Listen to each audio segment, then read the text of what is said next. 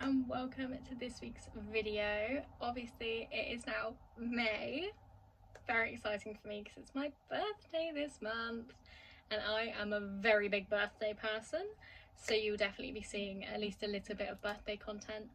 But as per always, we are starting this month with my April wrap up, and I thought I'd add on the end my summer TBR. I don't count May as summer, it still feels spring to me, but I really hope that this summery weather stays because it's absolutely bloody boiling in the UK at the moment and I'm going on a holiday, so feels like summer to me now. So this is my TBR for May, June, July and August. They're like my summery months, but I will get to that at the end of my wrap up. That's just going to be very quick fire because I've got, I think it's something like 25 maybe 30 books on my summer TBR, so I don't know if I'll get to them, but in the first 4 months of the year I managed to read 55 books, so I think it is kind of like it's within my wheelhouse to read that many books and mood read on top of that, and like new releases and stuff. So let me hop back and hopefully not knock over all of these books that I've got surrounding me. Starting with my April wrap up, even though my TBR is now leaning on me, so if I move it moves, I started the month by reading the DC Stars series by Chelsea Curto, and I absolutely adored this series. So here's the books. They're very heavy, so I won't hold them all up at the same time. But we started with Face Off. This is a hockey romance where both our female main character and male main character are hockey players on the same team. It follows Emmy, who has always wanted to be a hockey player. That didn't sound like a real phrase in my mind. And she's become a professional and ends up on the DC Stars team. And Maverick, who is our male main character, is the, what is he called? Captain. He's the captain of this team. Sorry, the heat is getting to me. I cannot think straight and I've had to shut my window to film this. This is just adorable. It's on Kindle Unlimited, so you don't have to like fork out I think it was like £14 to buy this physically, but I adored this book, so I needed it physically. It's so good. It's so good. Chelsea Curto, all of these books are just incredible. So this has like a friends with benefits or one time get it out our system sort of thing, where they start hooking up. It's a little bit like not enemies to lovers, but you know, like a dislike to love situation, because Maverick is a bit of like a playboy and his first like thing he ever says to Emmy is basically hitting on her. So but he's just adorable. I loved it so much, so I gave this a 4.5. I didn't quite get the 5-star feeling, but the more I think about it, I'm like, this is a 5-star series to me. So this was a 4.5. Then we had Power Play, which is book number 2. This follows Piper and Liam. So Piper is like a journalist. She does all the like behind the scenes journalism for the DC Stars hockey team, and she ends up being promoted and gets to do like the rinkside interviews. And Liam is a very grumpy goalie for the DC Stars, and I eat up a grumpy sunshine, what can I say? It's so cute. And this one has that sort of like lessons in how to date and have sex, so that was cute because Piper has just got out of I think it was like a decade-long marriage. She's just like recently divorced. There's like I can't even say because I think it would spoil it, but there's so many good tropes in this book and I don't want to say too much. Does it say? Okay, no, it does say on the back. Okay, there's a Vegas wedding. There's a married in Vegas in this, and I love that so much. So, and there's like very much a touch her and you die, like if you talk about my wife like that, you will die vibe from Liam. So again, adored this. It was another 4.5 for me, but again, the more I think about it, the more I'm like, are these all just 5 stars? Because they made me incredibly happy and I binge read them so fast. I cannot wait for Hat Trick to come out in May. So that is this one. And finally for this series we have Slapshot. this follows, this is really bad because I don't remember names and anything, but this follows Madeline, don't know how we're saying it, and Hudson. And Madeline is a single mum with a deaf daughter, so you get obviously deaf representation, and the characters interacting with her daughter are just so adorable. I love it so much. And Hudson is again a member of the DC Stars hockey team, and he needs a private chef, and Madeline happens to have the qualifications to be a private chef, so we end up with like a, I wouldn't call it forced proximity, but forced proximity for the sake of not knowing what to call it, because her and her daughter move in with Hudson to be his private chef. He's got dogs, and we love dogs in books, so this made me genuinely so happy. Hudson is a complete sweetheart. I love this book so much, and this is officially the first 5-star I gave this series, but as I said, they're all very much like up at the 5-star. Like these, the first 2 could be 5 stars and this could be 6 stars. I'm happy with that. So loved this, 5 stars. Then these are in no particular order, and there's definitely some that I don't have. Actually, I might mention the ones that I no longer have just whilst I remember. So I did read Before We Say Goodbye, which is part of the Before the Coffee Gets Cold series. I didn't mind this book. It was a very quick, easy read. It was like less than 200 pages. But I'm just getting very bored of the Before the Coffee Gets Cold series because it's all very much the same premise just over and over again. Like there's not really many more avenues they can explore with that and have it be unique. So I gave this a 3-star. I think I'm going to lower it to a 2, and I've actually unhauled the whole series now. The first book was great because it was brand new to me, but every book since then has just gone down and down and down. Don't even want to read the last one anymore. So I got rid of those. And I also read Stolen Air by Holly, is it Holly Black? Yes, by Holly Black, which is obviously the follow-on to the Cruel Prince trilogy, which I did really enjoy the Cruel Prince trilogy. I just couldn't get into the Stolen Air though. I really didn't enjoy it, so I actually DNF'd it. And again, this might be very hasty of me. I am unhauling Stolen Air and Prisoner's Throne. I don't think I'm going to pick them up again. I'm very stubborn. If I DNF a book, I don't pick it up again. So again, that I don't have that anymore. And then I also read the Grown Up To-Do List, and I DNF'd that as well, so I'm getting rid of that. That one I just found really boring. Like there were funny bits, but the plot was like going nowhere. The character annoyed me, so I got rid of that. And again, I DNF'd it, so not doing that. But as I always say, when I DNF a book, I always make it past 100 pages, and I do count them towards my end of year reading goal, because I feel like 100 pages is a substantial amount of time to have put into a book to not like get anything out of it. So that's that. I think those are the only books that I don't own now. So moving on, I'll just grab a chunk from the top. I listened to the audiobook of 7 Summers by Paige Toon. This was so my friend could talk about it with me because she loves Paige Toon and I'd never read a Paige Toon book.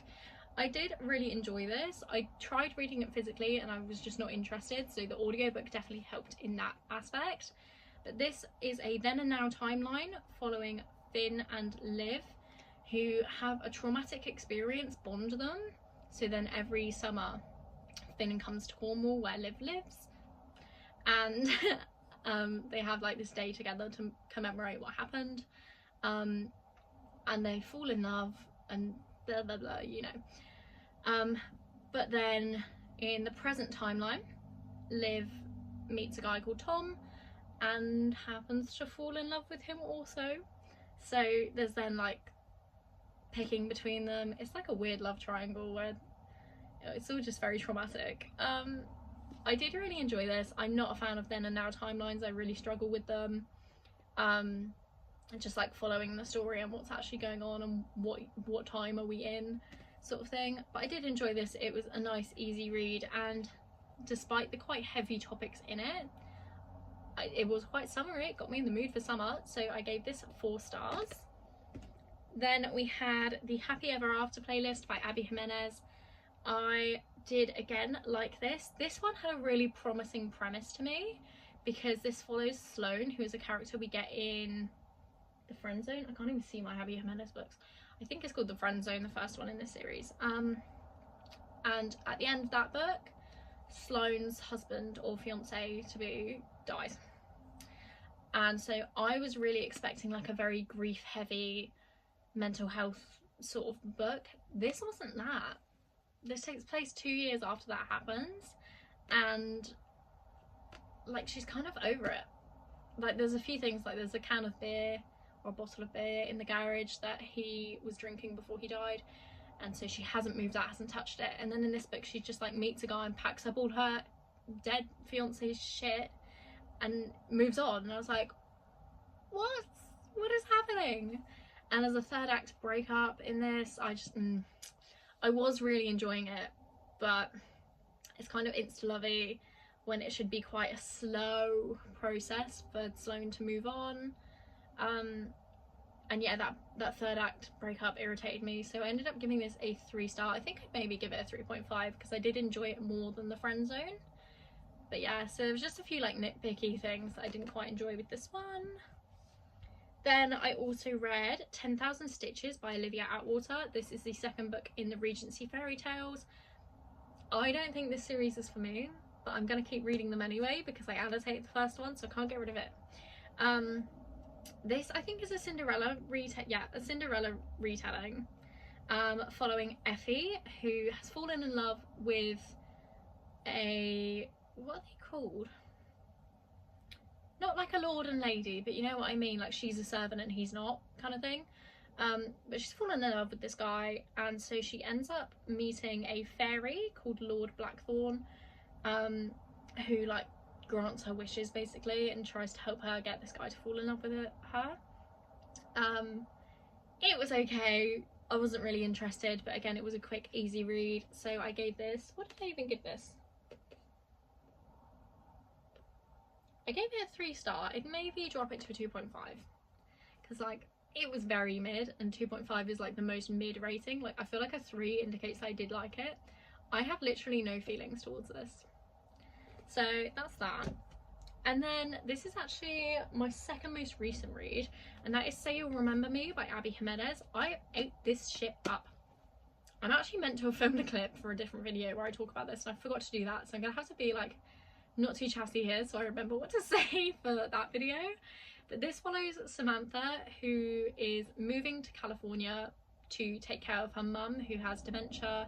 It's very early on set. I think her mum is only in her 50s and she had a car accident that brought it on. So obviously it's a big hit to the family. Her brother and sister, Tristan, and what is her sister's name, like Geneva or something, I think. And obviously her dad and her grandma are all there, and she meets and basically instantly falls in love with this vet that she goes to see because she has a new kitten who doesn't have a butthole. So that's why she goes to the vet. That's their meet cute. She's a cat without a butthole. And they end up going on this really amazing date and obviously falling head over heels with each other, very insta-lovey. I didn't mind it. If I went on that date with someone, I guarantee I'd have fallen in love instantly too. So what's that say about me? But I adored this book. Obviously the themes of dementia are quite heavy. I have a family member who had dementia, so I understood very much what was going on for this family and how it was affecting them. And I was like seeing them do stuff and I was like, I wouldn't do that if I were you. That's not gonna help. So there were a few things like that. There were some funny things, like the grandma reads thirst tweets. I'm not giving you context for that, but it was hilarious in the moment. But then there's other things that were just very cringe. Like, I don't think this is a spoiler, it happens on like page 10. Xavier, the love interest, gets compared to Rysand from ACOTAR. I've not read ACOTAR, but I know what he's meant to look like. Made me cringe. I feel like that's a dated reference. So luckily that didn't continue through the whole book, but just in that moment I was like, no. So, but I loved this. Xavier is a cutie pie. He's like probably one of my top book boyfriends after reading this, and I gave this a 4.75. There were just a few bits that made me cringe too hard to give it a 5-star. That's all. So 4.75 to Say You'll Remember Me. Then I also read Wild and Wrangled by Lila Sage. I was really looking forward to reading this and I was very disappointed with it. It is again another Then and Now timeline, which as I said before, I don't like them, not for me. I don't know, it didn't feel, I didn't feel anything towards this book other than just irritants, and I didn't want to read it. So this follows Cam, our main girlie, who is a single mum who is obviously still in contact with the dad. If you've read the rest of the series, who even is it that's the dad? Gus, I think. I can't remember. But the dad is like present in her kid's life and they're like friends. And Dusty, who is her like childhood sweetheart, and they have obviously, you get the previous timeline of them falling in love and then now timeline of them being like, okay, yeah, we're actually still in love. But this book starts with Cam being left at the altar by someone else, and then Dusty sort of comes in to pick up the pieces, which was great. Love the premise. I personally though much preferred reading the 15 years ago stuff about when they met, when they fell in love, than the now stuff where they just keep fumbling it. So I found this book more annoying than anything, and I think I gave it a 3 stars. So a 3 star, maybe a 2.5. 2.75 is probably fair, because I didn't dislike it as much as 10,000 Stitches, but I did want to DNF it quite a lot. So I'm giving it a 2.75. And then our final 2 books, these are some quite interesting ones for me. Oh, all my books are falling now.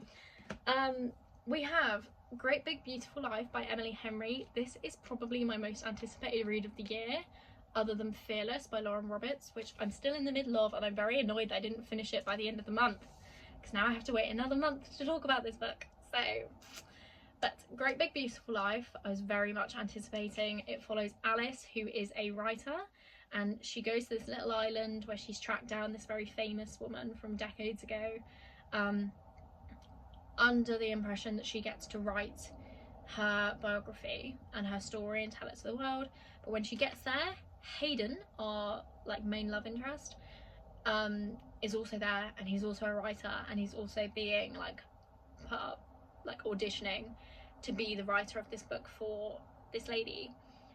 And that in itself sounded very M-Hen to me. It sounded like beach read vibes, I guess, sort of, like with the 2 writers, but it just didn't hit for me.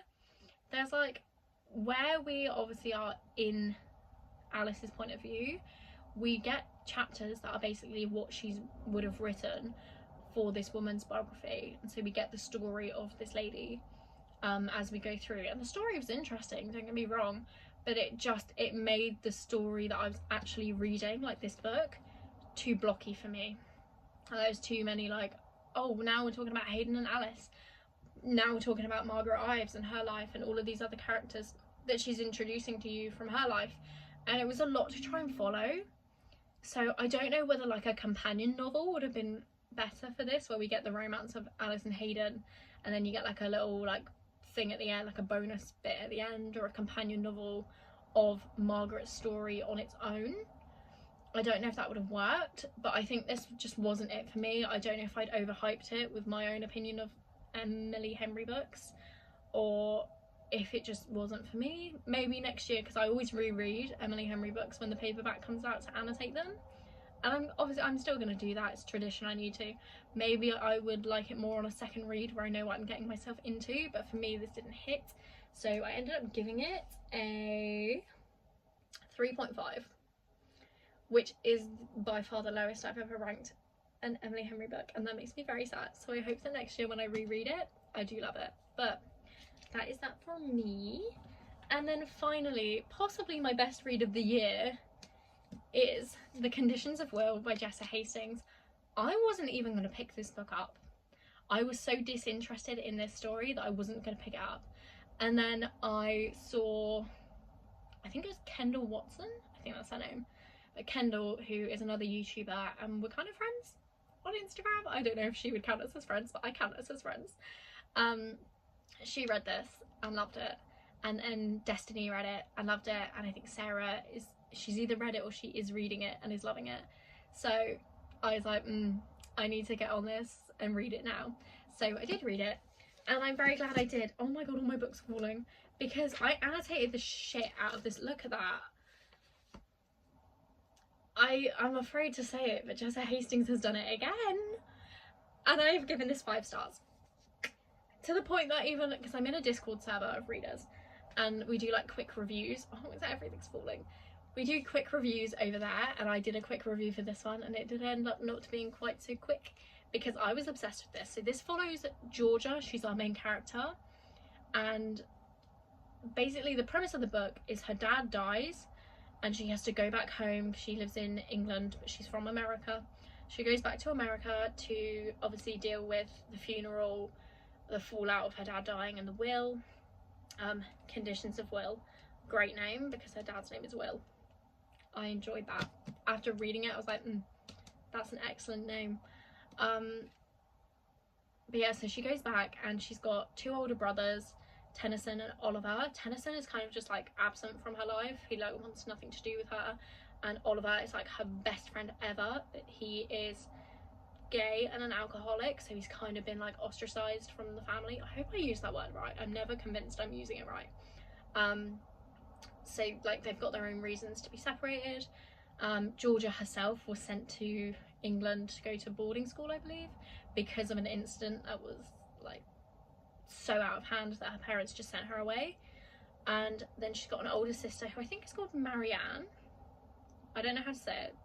I think it's Marianne, and she's just a complete bitch. Sorry, but she is. She was the most irritating person on the whole planet. But it's basically, as all of Jessa Hastings' books tend to be, it's a character study. So you need to get on board with every character and know what's happening with each of them and how they all interact. And a new layer to that, Oliver brings his AA sponsor with him, Sam. And Sam and Georgia, they can get it. They can get it. They might be my new favourite Jessa Hastings couple. Which is, to be fair, I don't know who my favourite actual couple would be, because I loved Magnolia and Julian together. And Julian gets referenced. Julian name drop. 5 freaking stars. This was incredible. And there's a little mystery element thrown in there, so if that's what you like, this is definitely a book for you. But I fucking adored this. Genuinely, I think my Goodreads update was something like, bury me with this book. I mean it. If I pass away today, this book in my grave, please. I need it for the rest of my life and death. Like, I need it with me forever and always. So that is my wrap up. I had 2 5-stars this month. That's pretty good, but I did have 2 DNFs and an unhaul. So that's pretty good for me. I'm now going to pause briefly so I can reorganise everything that's just fallen over down here, and we will then go through my hopeful summer TBR. This video is going to be so long, but we're doing it. Okay, I did my best with putting these books in a place where they would fall over, and then they immediately fell over. So I'm just going to quick fire, literally just hold it up, tell you what it is, probably put it on the floor, of all of these books. These are obviously what I want to read May, June, July and August. There's about 30 books here. I'm confident I can get through them because I eat books for breakfast, basically. Like, I think my average is about 1 book every 2 days, so I think it's possible. But here we go. So I have got Same Time Next Summer, Nora Goes Off Script and Summer Romance, all by Annabelle Monaghan, to read over the summer. Never read any of her books, obviously, and I've pre-ordered her new one, so those are all on the list. I don't know where to put these now, they're going on the floor. Passion Project by London Speary. Again, don't really know anything about this, but someone told me to read it, so I'm taking it on holiday with me. We have then got More Than Shipmates by Philippa Young. I got this for Christmas, that's all I know. Then we have got, I don't know where to go. I don't know what this series is called, but Holding the Reins, Training the Heart and Riding the High, all by Paisley Hope. I know these are cowboy romances, and I've got the pretty edges for 2 of them. So happy to read those. I need some cowboys in my life. Then I've got the remaining 4 books by Abby Jimenez that I have not read. So Life's Too Short, Part of Your World, Yours Truly and Just for the Summer. The only one I wanted to read out of these was Just for the Summer, and then I was like, no, I need to read all of them. And so I've managed to make it so that's the last one I'm going to read. Very annoying, but anyway. Also, I'm sure you can hear me just dumping these books on the floor. I promise none of them are getting damaged, but... Then I've got The Ride of Her Life by Jennifer Duggan. This is a sapphic cowgirl romance. Excited to read. I've got Clean Point by Meg Jones. This is like an enemies to lovers tennis romance. Gave me Challenges vibes, so that's that. I've got Tweet Cute by Emma Lord. I read another book by Emma Lord last summer. I can't remember what it's called, but I really liked it, so pick this one up. Then I've got the Rule Book by Sarah Adams. I think there's only like 2 Sarah Adams books I haven't read now. Oh no, that's a lie, there's loads I haven't read, but this is like the first one I'm gonna get to.